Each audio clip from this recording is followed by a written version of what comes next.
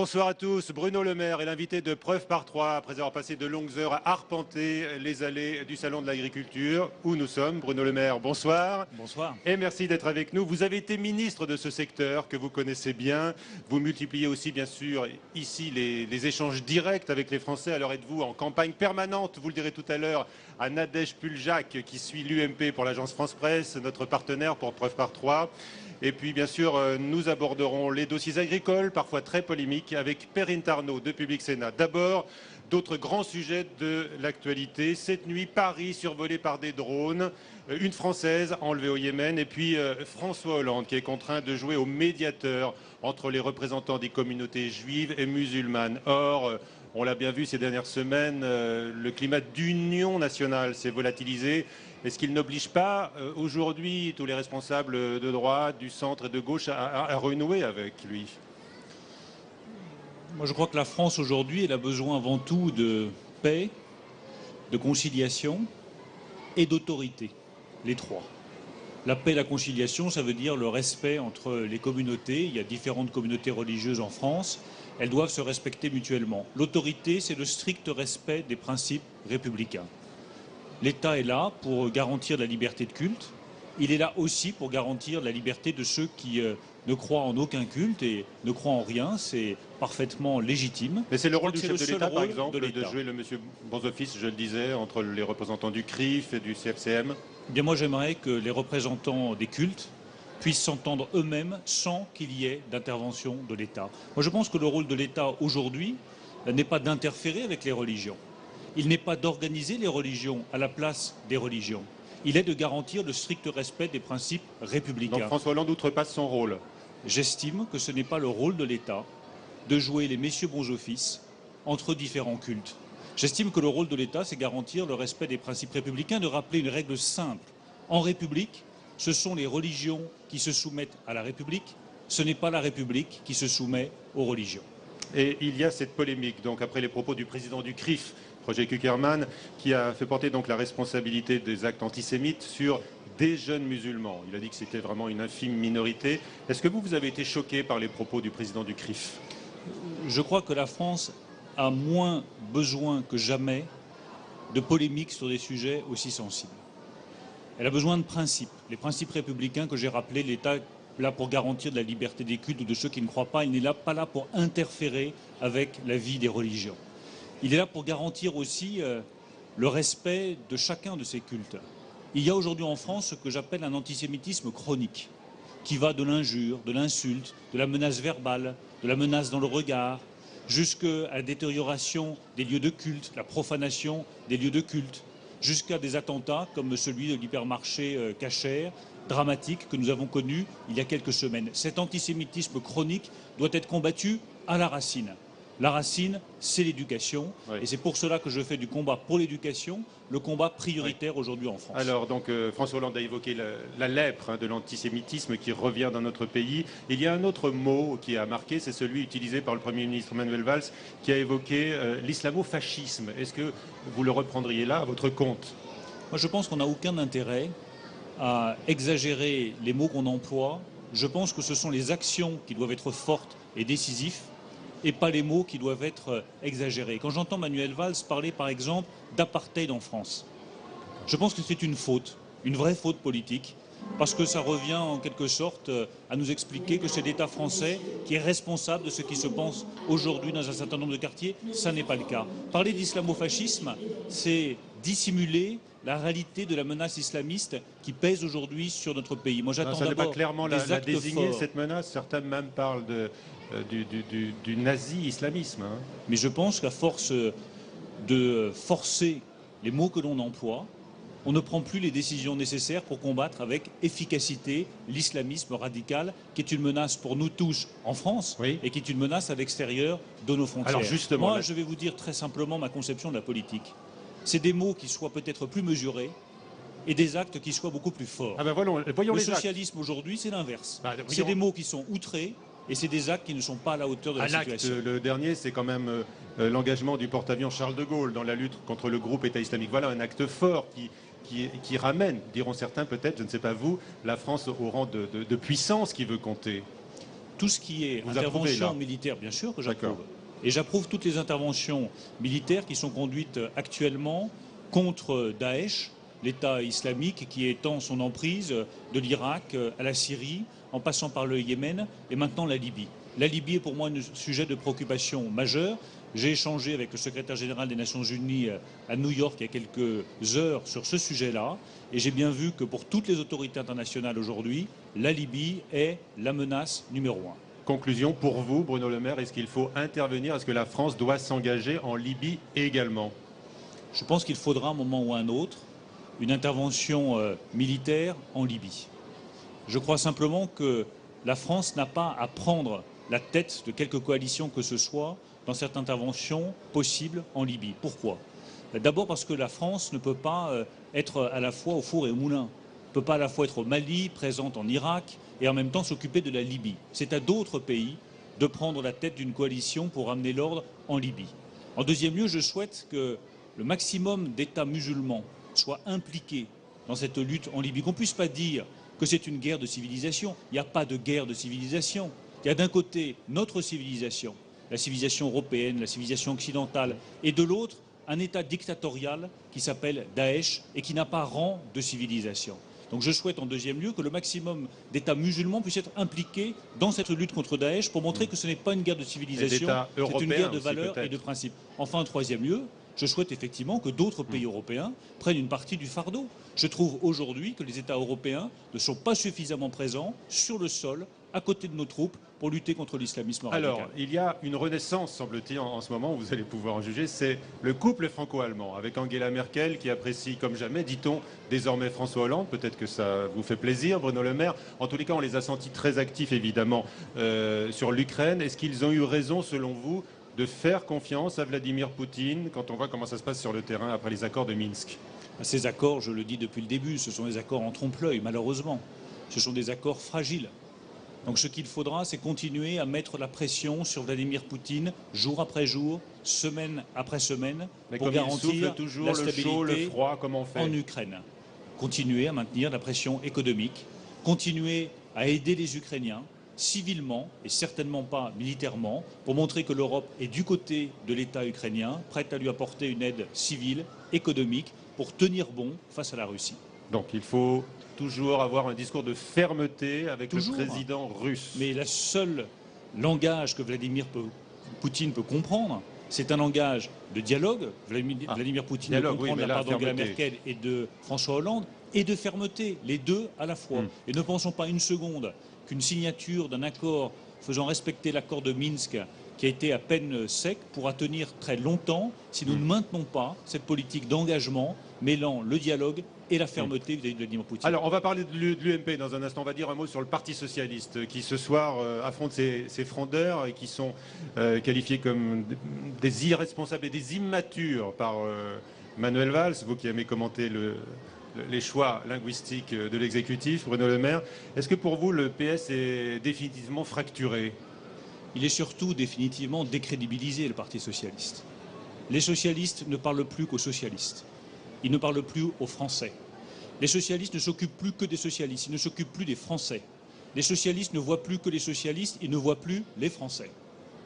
Donc moi je souhaite que cette majorité prenne conscience de la difficulté que vivent aujourd'hui une majorité de Français, prenne conscience de son échec en matière de lutte contre le chômage, prenne conscience de la colère qui gronde, que l'on voit ici dans nos campagnes, prenne conscience du désarroi des populations qui habitent dans les zones rurales et arrête avec cette politique aérienne, politicienne qui n'intéresse personne. Non, mais là, le de PS a savoir essayé de faire qui passer va... un texte que vous avez critiqué, la loi Macron. Et le Premier ministre annonce déjà de nouveaux textes et fait acte d'autorité en mettant en avant le 49.3. Est-ce que vous le croyez capable de faire passer d'autres réformes? À qui va-t-on faire croire que la loi Macron va changer quoi que ce soit à la vie des Français? Bon, et celles qui sont annoncées. À qui va-t-on faire croire que la loi Macron va permettre de lutter contre le chômage dans notre pays, de donner des emplois aux jeunes, de donner des emplois à tous ceux qui ont été licenciés, de réindustrialiser le pays, de nous permettre de retrouver un élan, une puissance économique? Le gouvernement actuel, la majorité actuelle, n'est pas à la hauteur des enjeux et est empêtré dans des querelles intestines qui n'intéressent pas les Français. Mettez-vous à la place des Français qui voient Manuel Valls en lutte contre les frondeurs en lutte contre François Hollande, le 49-3 qui signe la fin de la majorité. Car lorsque vous mettez le 49-3, c'est qu'il y a divorce entre l'exécutif et la majorité Manuel au Parlement. Valls n'est pas le premier à l'utiliser et lui présente ça Oui, justement comme une preuve de son autorité, Bruno Le Maire. J'ai une certaine expérience sur le sujet, puisque j'étais directeur de cabinet du dernier Premier ministre de droite qui a mis le 49-3. Voilà. Quand on met le 49-3, on croit qu'on fait un acte d'autorité, c'est une preuve de faiblesse.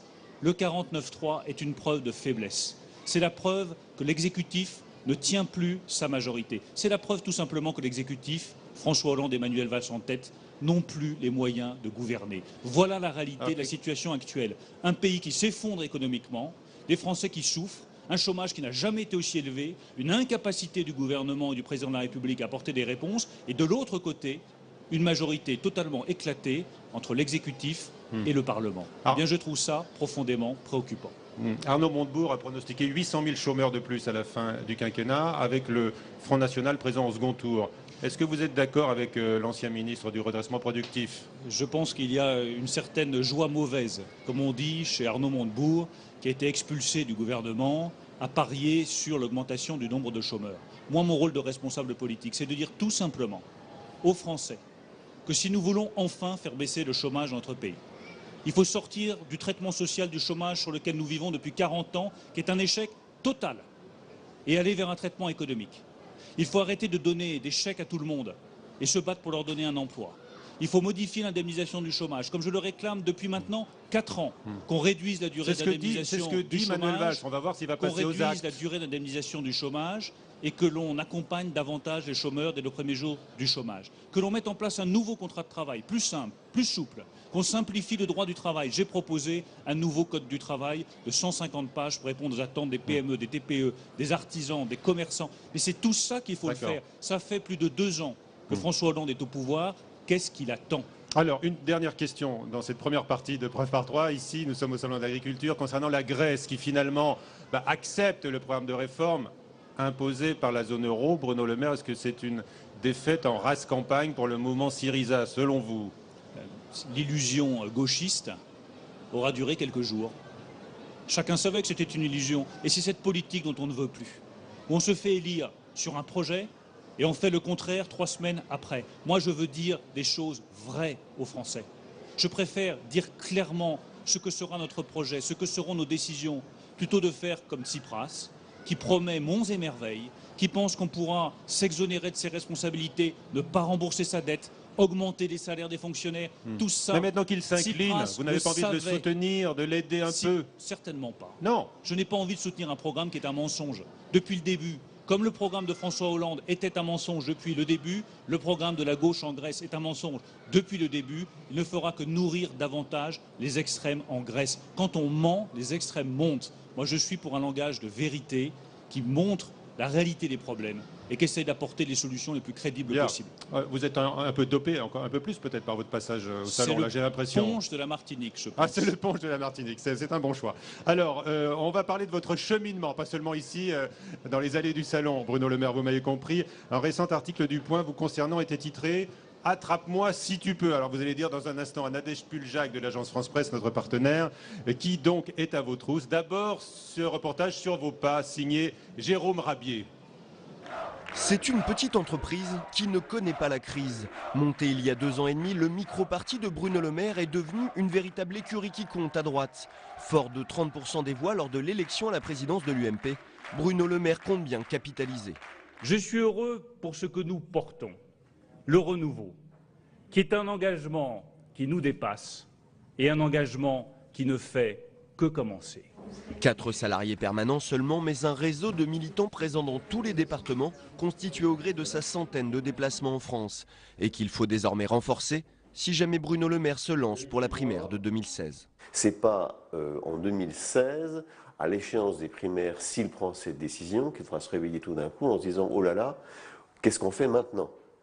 Moi, ma responsabilité, elle est de maintenir et de mettre en place une armée de militants enthousiastes, engagés, qui sont prêts et qui seront prêts si d'aventure Bruno Le Maire décide de partir. Sa décision n'est pas encore connue, mais histoire de ne pas insulter l'avenir, il a imposé un de ses proches, le député Thierry Solaire, à la tête du comité chargé d'organiser les primaires UMP, et lui ne cache pas sa volonté. Moi j'espère que Bruno Le Maire il sera candidat aux primaires le moment venu. Je suis moi chargé à l'UMP avec d'autres de travailler à la règle du jeu pour ces primaires. Je sais juste par expérience que c'est pas parce qu'on a dit qu'on serait candidat aux primaires qu'on le sera vraiment, et c'est pas parce qu'on ne l'a pas encore dit qu'on ne le sera pas le moment venu. Bruno Le Maire cherche désormais à passer du statut d'outsider de l'UMP à présidentiable. Preuve en est ses déplacements à l'étranger, comme à New York la semaine dernière où il a pu rencontrer Ban Ki-moon, le secrétaire général de l'ONU. Mais son ascension provoque aussi de nouvelles inimitiés, comme la semaine passée où il s'est fait battre en interne à l'UMP pour être chef de file lors des régionales de décembre en Normandie. Et même l'opposition en fait désormais une cible de choix. Toute une génération, nouvelle d'ailleurs, avec M. Wauquiez, M. Le Maire, d'autres jeunes qui sont sur une radicalisation de droite, quelquefois en essayant d'aller gratter des idées sur l'extrême droite. Sans échéance électorale personnelle cette année, Bruno Le Maire continue de tisser sa toile, son réseau et alimenter son projet. Pour cela, il reprend son Tour de France qui lui avait réussi lors de la campagne interne à l'UMP. Voilà, et ce Tour de France qui fait halte aujourd'hui au Salon d'Agriculture avec Nadège Puljac qui nous rejoint, notre consoeur de l'AFP. Vos questions à Bruno Le Maire. Bonjour Monsieur le maire. Eh bien écoutez, Bonjour. on a vu dans le petit sujet que certains ont l'air de douter que vous soyez candidat à la primaire. Je vous pose la question tout de go. Serez-vous, oui ou non, candidat à la primaire UMP?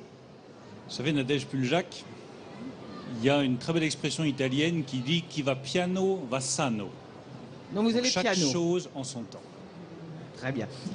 Vous avez C'est passé... un peu court comme réponse, non? C'est un peu court, mais je C'est sais très que je clair. n'obtiendrai rien d'autre pour Ah. l'instant. Donc autant Vous qu'on êtes très continue. perspicace.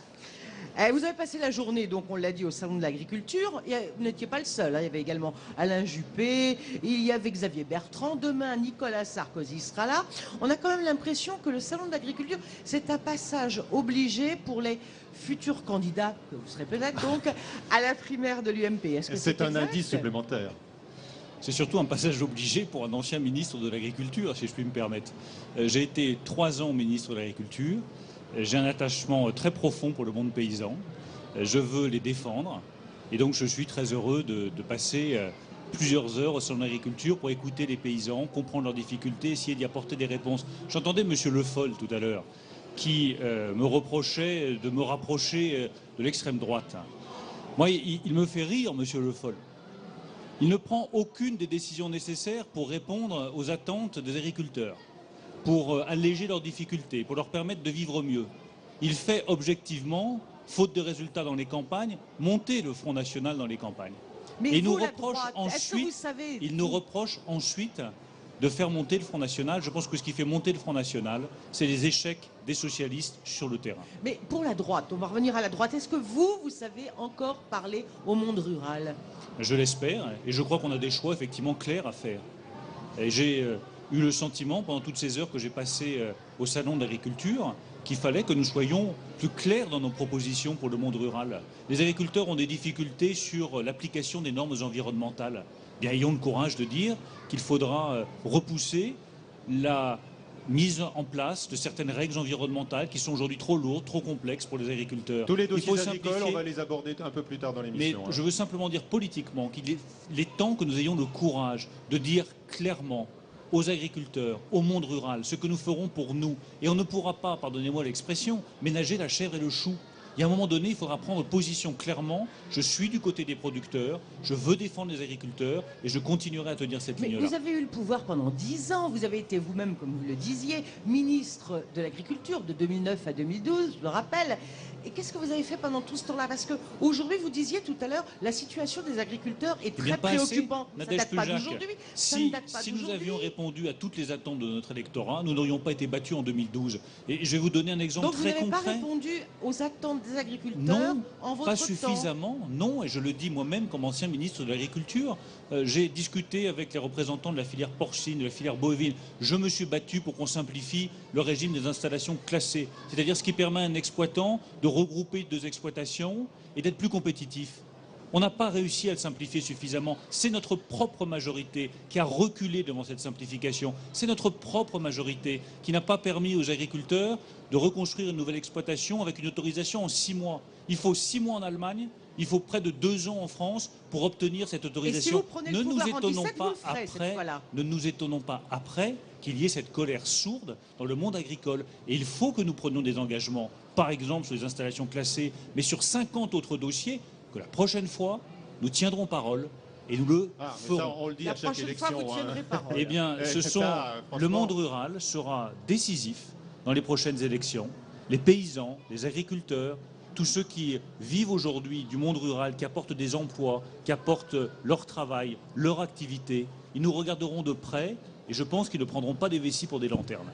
Alors, il n'y a pas que l'agriculture sur lesquelles vous voulez faire des propositions. Par exemple, le logement, pardon. L'UMP va faire une convention sur le logement le 18 mars, à laquelle vous allez peut-être participer. François Fillon, de son côté, présente ses propositions sur le logement également demain matin.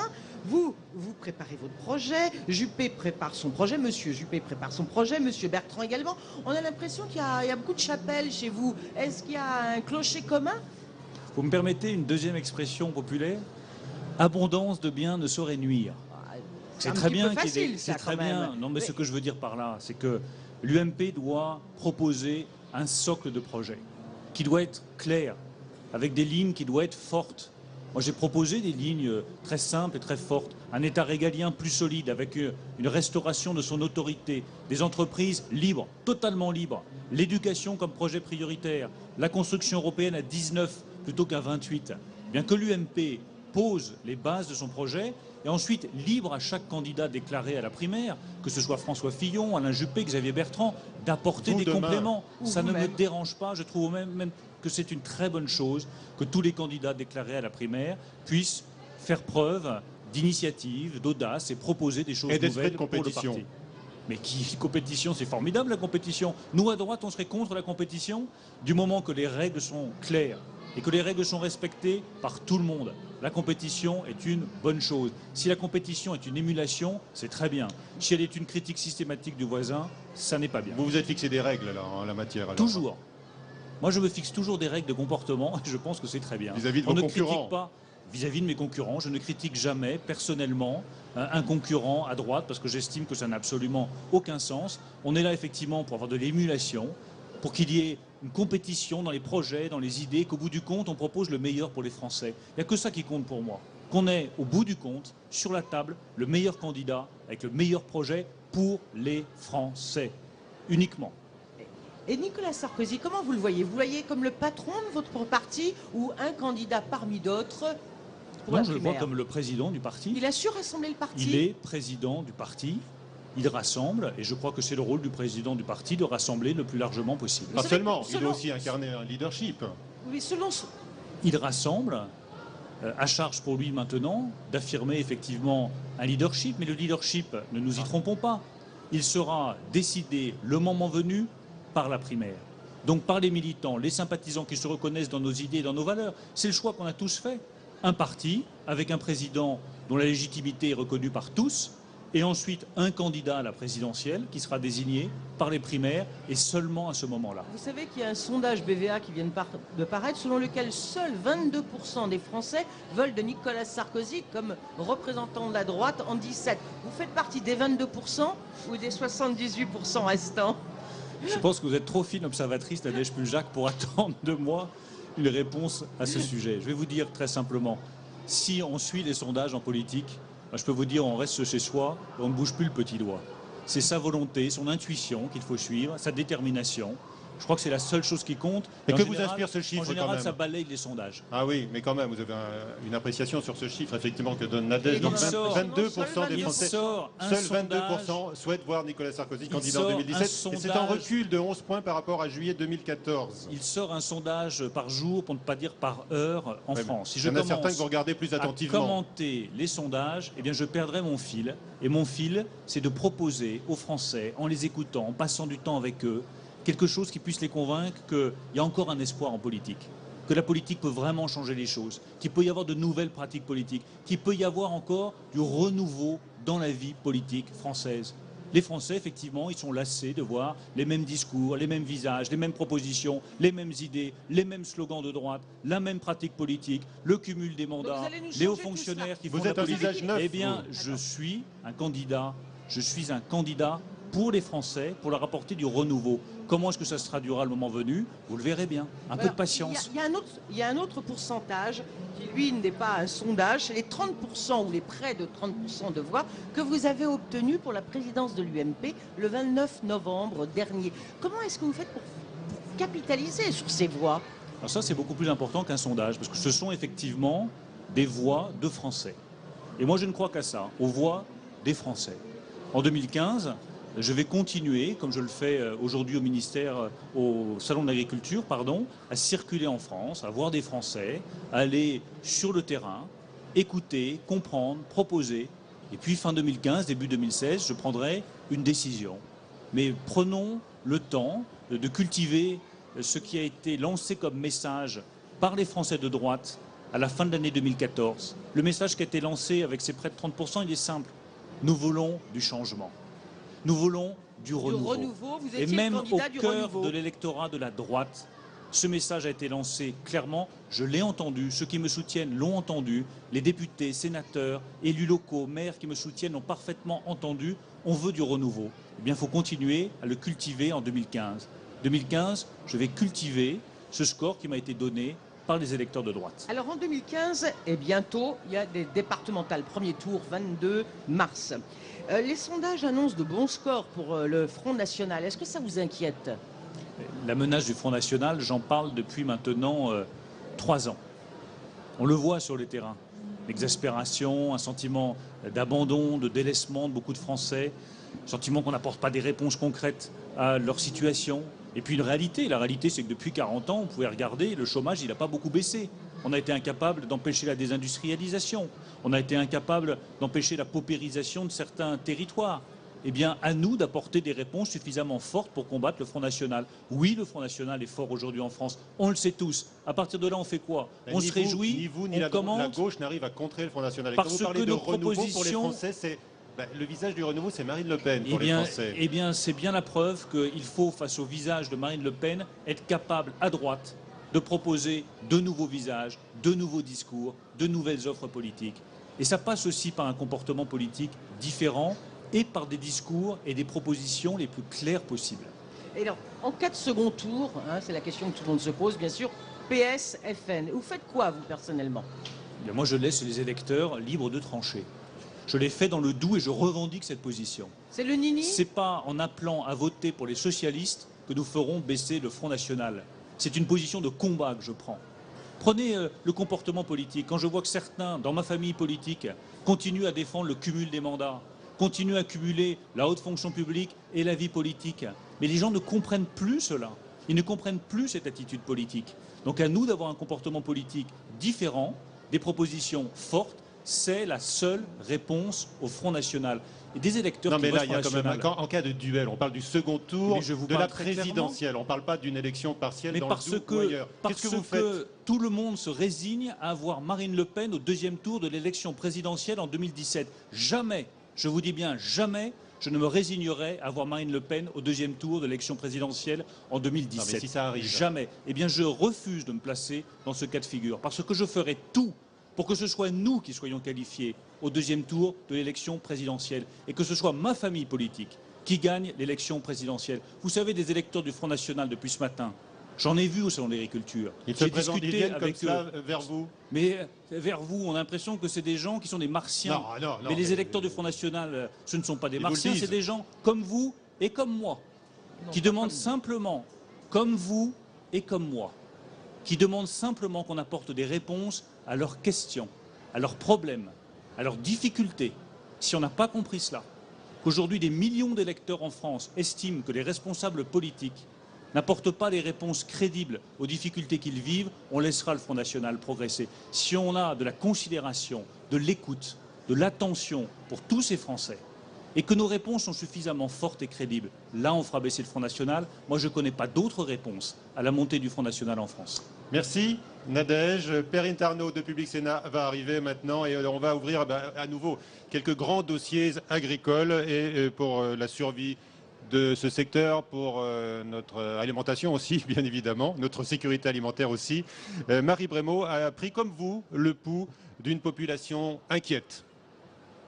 2014 n'aura pas été une très bonne année pour les agriculteurs français. En cause, une chute drastique des revenus, moins 25%, tous secteurs confondus. C'est le cas notamment de la filière porcine. La France a perdu 3 millions de porcs en 12 ans, pendant que l'Allemagne en gagnait 17 millions. Le président d'Inapor pointe du doigt les inégalités de traitement au sein même de l'Union européenne, concernant le coût du travail, mais pas que. Vous savez que nos collègues européens, néerlandais et danois, ont une dérogation à la réglementation sur l'épandage d'azote qui est à 250 unités par hectare et par an, et nous sommes à 140 unités. Donc la règle environnementale, elle n'est pas du tout appliquée de la même manière dans les différents États européens. Et nous, je le répète, nous sommes les meilleurs élèves de la classe, et c'est un handicap majeur pour nous, parce que ça suppose effectivement des surcoûts. Moderniser les exploitations, augmenter les rendements, ne pas avoir peur du mot rentabilité. En clair, il faut faire évoluer le modèle agricole français. Le monde agricole a un peu souffert à l'époque de ne pas se considérer comme étant des véritables entreprises. Alors effectivement, des petites TPE ou PME, mais qui ont tout leur savoir-faire. Dans notre secteur, c'est quand même plus de 700 000 emplois. Dans le monde des fruits et légumes, c'est 700 000 emplois et on pèse 15 milliards d'euros au niveau de la consommation. Donc c'est quand même des chiffres qui parlent. Et je pense qu'il faut se considérer beaucoup plus aujourd'hui. On le voit d'ailleurs comme une véritable entreprise avec ces thématiques justement de développement à l'étranger. Des difficultés, mais un énorme potentiel. La France reste la première puissance agricole d'Europe. Un leadership de plus en plus contesté, une vulnérabilité dont semble avoir conscience le chef de l'État. Soulager un certain nombre de situations, parce que les prix ont baissé dans un certain nombre de productions, et en même temps être capable de mettre en œuvre des politiques qui puissent se traduire par des baisses de charges, par de la simplification, par une meilleure organisation. Il va falloir nourrir d'ici 2050 2 milliards d'êtres humains en plus. Un bel avenir en perspective pour les agriculteurs. Voilà, Perrine Tarnaud est avec nous. Bonsoir Perrine. Bonsoir, vos questions Michel. à Bruno Le Maire. Donc on va se recentrer un peu sur les questions agricoles justement. Notre Oui, alimentation de demain, déjà d'aujourd'hui. On élargira peut-être un petit peu à la fin. Bonsoir Bruno Le Maire. Bonsoir. Des agriculteurs donc inquiets de leur avenir, que vous avez pu rencontrer aujourd'hui au Salon de l'Agriculture, confrontés à un double défi à la fois alimentaire et climatique, puisqu'on leur demande d'alléger leur empreinte environnementale et puis à la fois de produire plus, parce qu'on va être de plus en plus nombreux sur cette terre. Est-ce qu'on leur demande trop aujourd'hui aux agriculteurs? Moi, je suis convaincu que oui. Et vous me permettrez de dire que je trouve votre reportage très bien fait, parce qu'il rappelle des faits qui sont importants. Nous restons la première puissance agricole européenne, contrairement à ce que je lis ici Oui, mais pour ou là. combien de temps? Nous sommes menacés par une compétition farouche avec nos voisins, en particulier l'Allemagne. Et en troisième lieu, tout simplement, vous le voyez sur ce salon, une immense majorité d'agriculteurs ne peuvent plus vivre décemment des revenus de leur exploitation. Donc oui, il est temps de prendre un certain nombre de décisions. La France, toujours mieux disante en matière d'application des normes environnementales, c'est fini.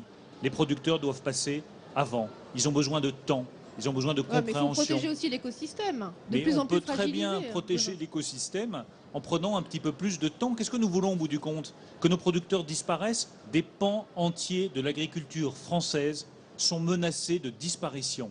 Mais la France Dans est la aujourd'hui filière, le troisième pays consommateur de des produits pans phytosanitaires. entiers de Donc il y a notre quand même des agriculture. efforts à faire, Mais non? les efforts, ils les font, les paysans.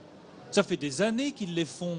Arrêtons de demander toujours plus d'efforts à ceux qui en font déjà depuis des années et des années. Comprenons leurs difficultés. Voyons bien que les trésoreries aujourd'hui dans les exploitations, dans la filière porcine, dans la filière bovine, dans la filière laitière, sont totalement à sec.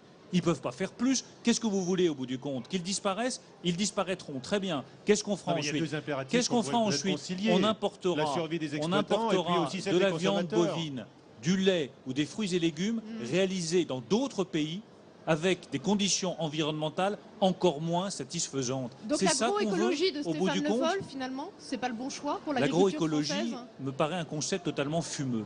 Moi, je crois que le bon cap pour l'agriculture française, c'est produire plus et produire mieux. Et c'est en produisant davantage que les exploitations seront plus rentables, qu'elles pourront dégager de la marge, des profits et donc respecter mieux les règles environnementales et être davantage soucieux de l'environnement. C'est dans ce sens-là qu'il faut prendre les choses et je revendique cette position qui est la mienne depuis des années, qui ne fait pas plaisir à tout le monde. C'est en produisant plus qu'on pourra produire mieux, pas l'inverse. Y compris dans des fermes-usines, puisqu'on voit qu'il y a des demandes d'autorisation pour ouvrir des exploitations de plus en plus grandes en France.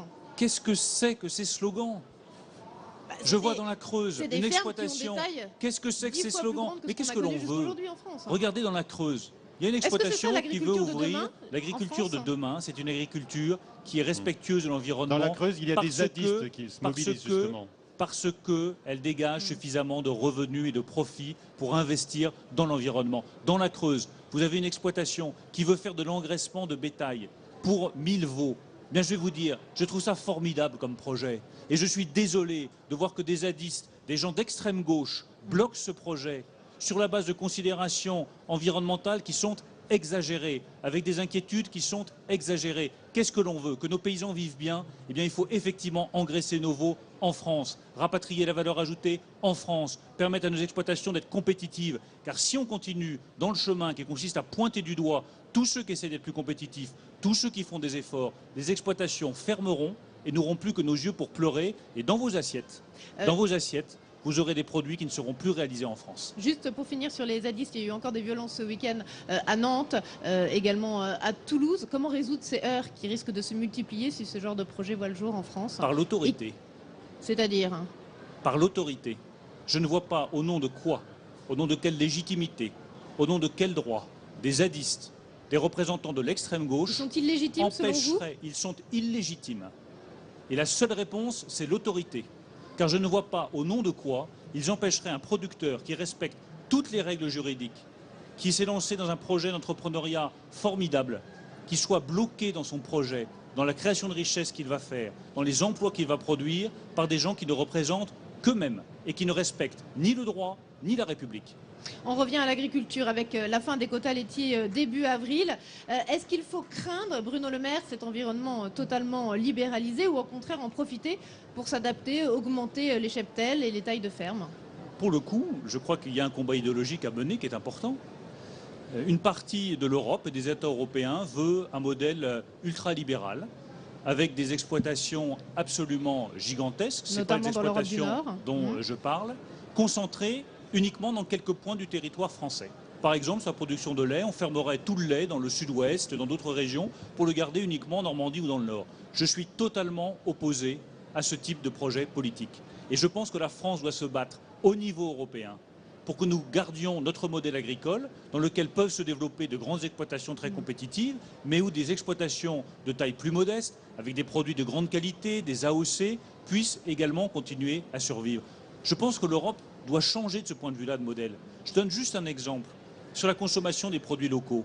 Moi, j'aimerais que dans toutes les cantines scolaires françaises, dans tous les lieux de consommation publics, on impose une règle simple, c'est qu'on s'approvisionne en produits réalisés à moins de 50 km. C'est ce qui se fait de plus en plus. Dans certaines communes. Oui, c'est une revendication de la FNSEA. Sauf que l'Union européenne bloque ce type de projet au nom d'une idéologie de la concurrence absolue qu'il faut trouver le prix le moins cher possible sans respecter le producteur. Moi, je vais continuer à me battre pour qu'on consomme des produits locaux et que l'on pousse à cette consommation de produits locaux. Autre difficulté rencontrée par les agriculteurs français aujourd'hui, c'est celui lié à l'embargo russe sur les produits agroalimentaires européens qui touche directement nos agriculteurs puisque ces produits agricoles refluent vers la France et les cours baissent.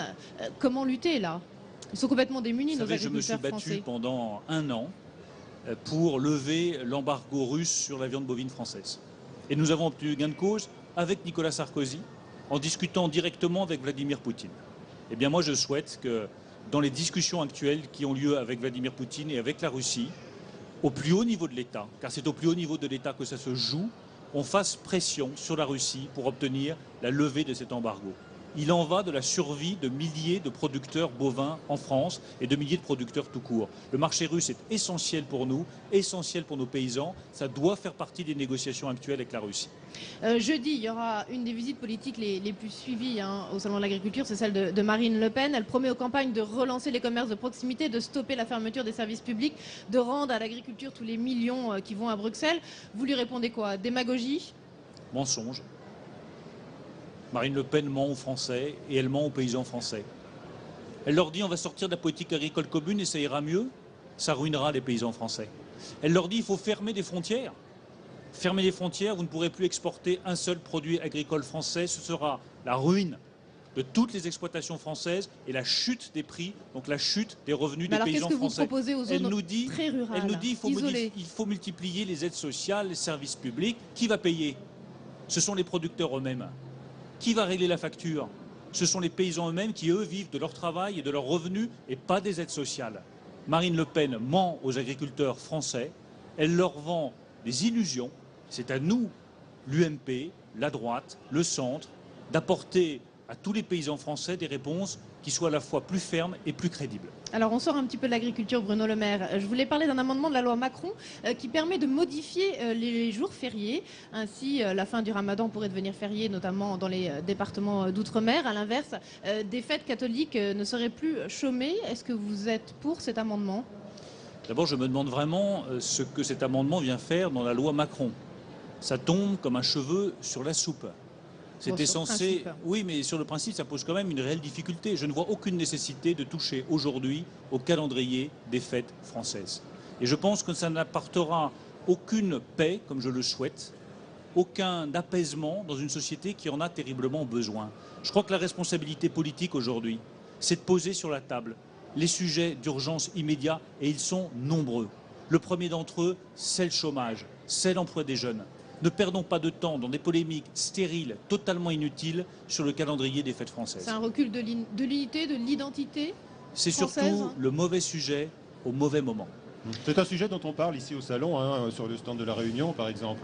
Je comprends très bien, j'irai au stand de la Réunion tout à l'heure, oui. Mais ça ne me paraît pas les sujets à poser sur la table aujourd'hui, et le voir atterrir comme cela, au milieu de nulle part, dans la loi Macron. Je pense que c'est précisément cette politique dont on ne veut plus, qui polémique sur des sujets qui ne sont pas essentiels et qui évite soigneusement de traiter les vrais sujets de difficulté des Français.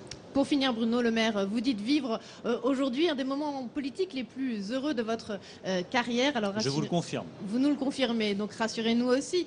J'imagine que vous espérez mieux et plus. Je ne peux pas espérer mieux et plus que ce que je vis actuellement. Si je peux garder la même vie libre de conviction que celle que j'ai aujourd'hui, ce sera formidable. Dans quel poste, à quelle place, c'est les Français qui le décideront. Et pourquoi c'est le moment le plus heureux, finalement, de votre carrière politique? Parce que je suis totalement libre et que la liberté n'a pas de prix. Et pourquoi les agriculteurs le savent mieux que personne, d'ailleurs. Pourquoi est-ce que vous pensez que ça va aller crescendo en 2016? Votre bonheur? Parce que je le sens bien comme ça. Vous le sentez bien comme ça? Parce que tout est ouvert. Non, mais c'est une intuition. Mon intuition depuis 2012 est très simple.